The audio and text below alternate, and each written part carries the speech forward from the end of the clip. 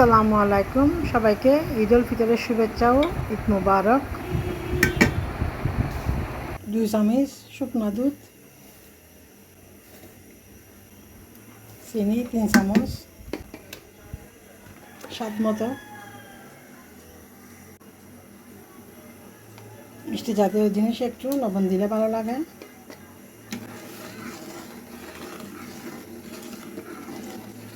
পিঠা আগে বাফে দিয়ে নিয়েছি, ওগুলো ব্লক উঠলে পিঠা দিয়ে দিব। 1 বাটি চাউলের গুঁড়া, 1 বাটি পানি কাই করে নিয়ে 2 বাটি গুঁড়ি পিঠা হয়েছে 3 বাটি পানি দিয়ে, আর সবগুলা উপকরণ দিয়ে রান্না করে নিলাম। কাঠবাদাম, কাজু বাদাম, চীনা বাদাম, কিশমিশ সবগুলা দিয়ে দিলাম অফ ক্যামেরাতে। পিঠেও দিয়ে রান্না করে নিলাম। দিয়ে দিচ্ছি ফ্লেভারের জন্য ঘি। যার যার পছন্দ মতো দিয়ে রান্না করে খেতে পারেন। সুস্বাদু চুন পিঠা, বা আমরা চট্টগ্রামে বলি গুঁড়ি পিঠা, অসাধারণ টেস্ট হয়। এভাবে রান্না করে খেয়ে দেখতে পারেন। চিনিটা চেক করে নিব, সবাই যেহেতু রোজা, এখন তো চিনি চেক করতে পারতেছি না। হয়ে গেল সুস্বাদু গুঁড়ি পিঠা রান্না।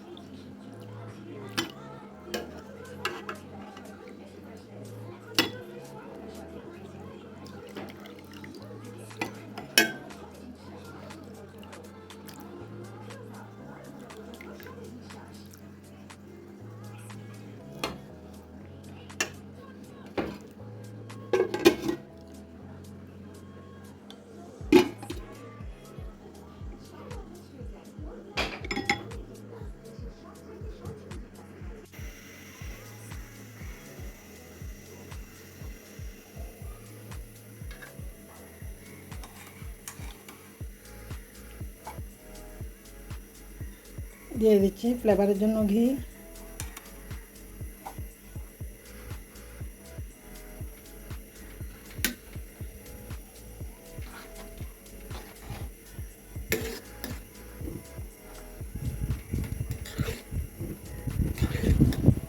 চিনিটা চেক করে নিব, সবাই যেহেতু রোজা, এখন তো চিনি চেক করতে পারতেছি না।